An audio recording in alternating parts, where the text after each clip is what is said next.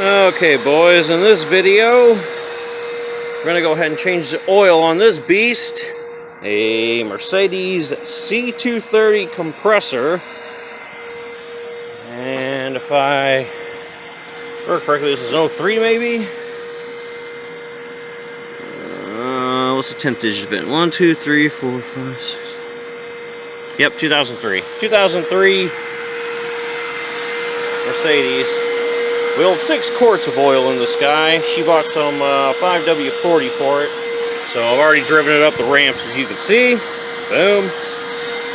Pulled that cover off. I have to use a prop rod because the hood struts are shot. I already undid the oil cap. And underneath we have a 13 millimeter, I think. Yeah, 13 millimeter. Ugh. Drain plug, so we'll crack her loose, start draining.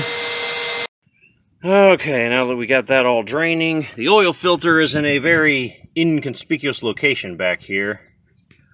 So, by this little drain tube down here, between here and the engine, you'll see where the oil filter housing is. It's very tiny compared to the BMWs. It takes a 27 millimeter.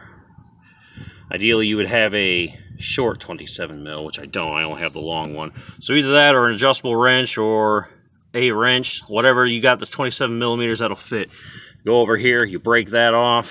By break it off, I mean like unscrew it to take it off, and then you get the filter out, and then we'll swap that out and get this thing boom done. And this is our oil filter we got out of the Mercedes. So go ahead and transplant the new one in, and then torque the new one down to what this says, 24 Newton meters, however many pound-feet of torque that is. I got a torque wrench, so I guess I'll just put it to Newton meters and be done with it. Okay, so here's our new filter. Looks like 3 O-rings. And here's our old thing. I'm going to guess that's 1 O-ring, that's 2 O-rings, and there's probably, that thing's the other O-ring, I'm guessing.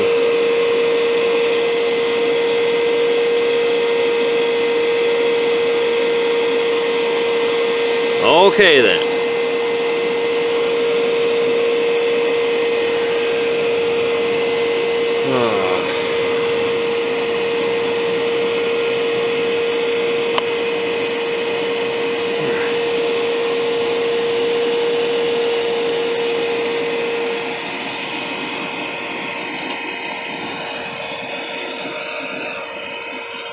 Do I have to take the O-ring off first? I wouldn't think so, but maybe I do.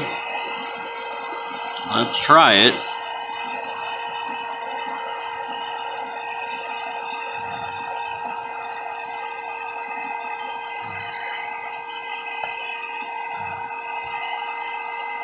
Damn, this O-ring is hard as a rock. I just broke it in half. That thing's been on there a while. You know what? I bet she's taking this to other oil change places, and they didn't know to replace the O-ring. Either that or she's really gone a long time between oil changes, because that thing was brittle. This was brittle too. It's like plastic. It's not even rubber.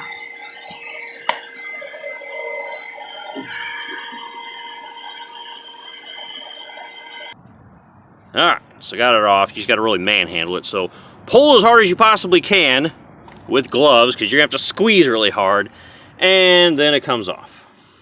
So there we go on that one.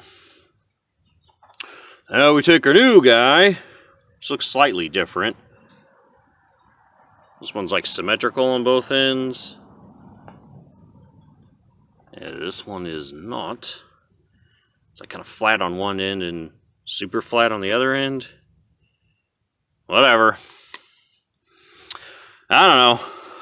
Alright, so we'll get the other O-ring off, since that's going to be hard plastic too at this point. Break it off, put new ones on, and then we're DUN.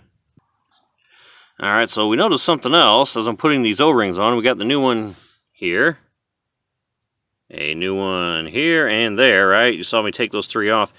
There's only 3 O-rings that come in the kit, but there's a 4th one here. There's this super duper ultra mega still hard plastical looking one that I can't replace. So we're going to have to leave the hard one here because I don't have a replacement O-ring for it.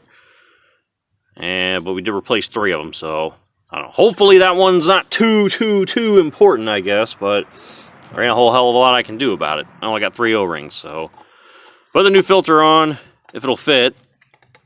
This one doesn't seem like it wants to. Yeah, maybe.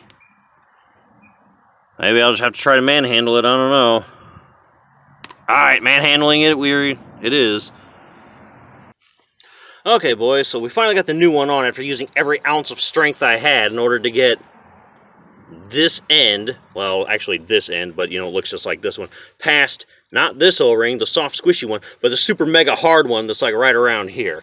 So that's the importance of changing your O-rings, because when you don't, and it becomes hard, brittle plastic, it doesn't have any give, and you can't easily push this filter over it. So that was a pain in the ass. Okay, so how many Newton meters is this? 24. Alright, so we'll use our 27 and torque this back to 24 Newton meters, put it back where it goes. So our deal's back in. That's 18 foot-pounds for those who like foot-pounds versus Newton meters. So 24 Newton meters or 18 foot-pounds. I did 18 foot-pounds. So now we're on. We can go put the drain plug back in on the bottom and then fill her back up with our 6 quarts of Valvoline Full Synthetic European Vehicle 5W40. And after adding your 6 quarts, you're going to want to crawl back underneath after starting the engine and check for leaks. This was oily earlier, not because of leaks, but presumably just because of, you know, seepage from valve cover gaskets or so. So it's not actually leaking any fresh oil after the change, so this is good, ready to button it up. And at this point we are done with the oil change, so if that's all you came here for, thanks for watching. After this, we're going to go ahead and do the diagnostics on this vehicle. The owner wanted to know what's going on with warning lights and the overall health of the vehicle, so if you're interested in that, you can continue, but this is mostly for the owner. And so we're going to go over what's going on with this car electronics-wise. Okay, so we're doing diagnostics on this Mercedes too. It's got a shitload of codes going on. So I'm not sure. It asks data manufacturer. So for whatever reason, on 03 particular, we need to know exactly when it was manufactured. It was made in 04, 02. Ow! Up to there. Please select steering button left to left.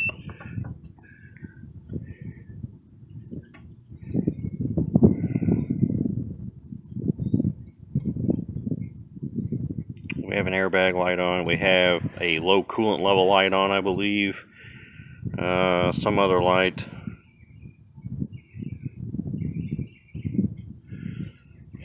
Let's see if we have anything in the stability program. I don't know if we do or not.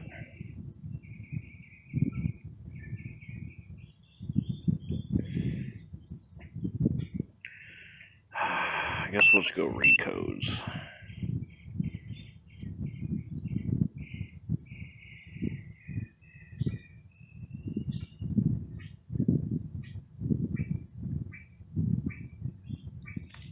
Engine control module not identified or incorrect module.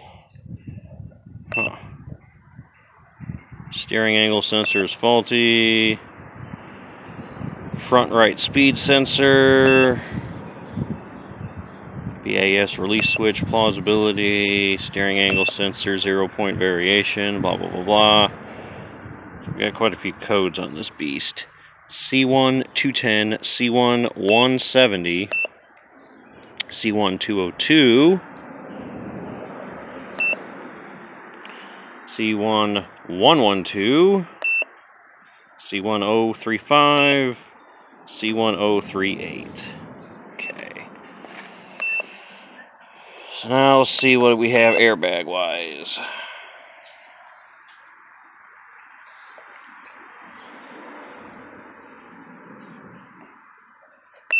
Read codes, I know we'll have some for that because that light's for sure on.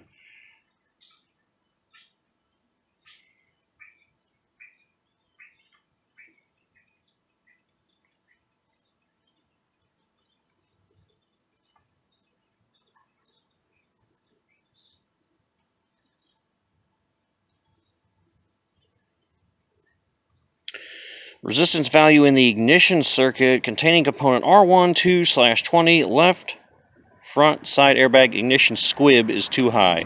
Whatever that means. P1035. Then we also have B1003, which is stored into /7 restraint systems control unit. Control unit terminal 15R/15 under voltage. Component signal line. Oh, wait, this is different. Okay, B106D stored and current. Component or the. Okay, so all these, some of those were stored, but this one is current. Component or the signal line to the component B48 front passenger seat occupied and child seat recognition has short circuit to ground. And then we have B106 Charles, stored and current fault in communication with component B seat occupied and child seat recognition. There is a cable fault. Whatever. Alright, so that covers that. And we also have OBD codes too, I believe. I don't know if we have any transmission codes. I'm not going to scan for them. But we can do just the engine code and see what is going on in the engine. Okay, so scan complete. 5 codes found. So let's see what we can see. Let's go to read codes. Go stored. Okay, so we got a P0171, System 2 lean, Bank 1. P0335. Crankshaft position sensor A circuit, P0336. Crankshaft position sensor A circuit range performance, P0600 serial communication link, P0620 generator control circuit.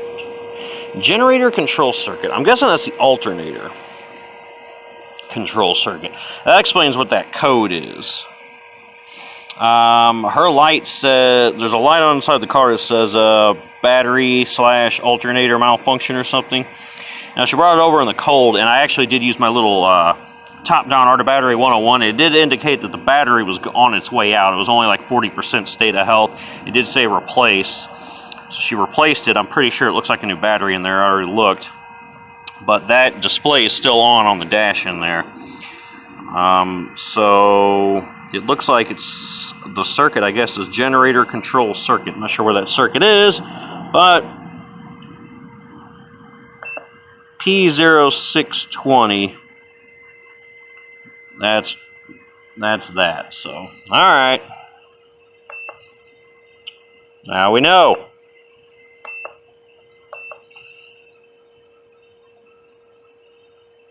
Alright, well, let's finish up. Well, that's it for the diagnostics on us, I guess. We'll just do this as its own video, but in the continuity of things here, we are doing this while the oil is draining. So now that we scanned everything, I'll go ahead and finish the oil change on it. And that's it for this Mercedes for now. I believe it will have some other videos on this thing in the future. I believe at some point in time I'm going to go ahead and get with the owner. I'm going to clear all the codes on it, and then we're going to go for a drive while I've got this scanner hooked up to it. We're going to test the live data, see what codes come back, which ones don't, which ones are historic, which ones are current, and see how it's running. Look at all the live data, and we'll figure out what needs repaired, what can be repaired, what she wants repaired, what she doesn't want repaired, etc., etc. So, will be other videos coming out on this thing, probably, but it's not going to be a major focus of this channel. So, thanks for watching, guys. Peace.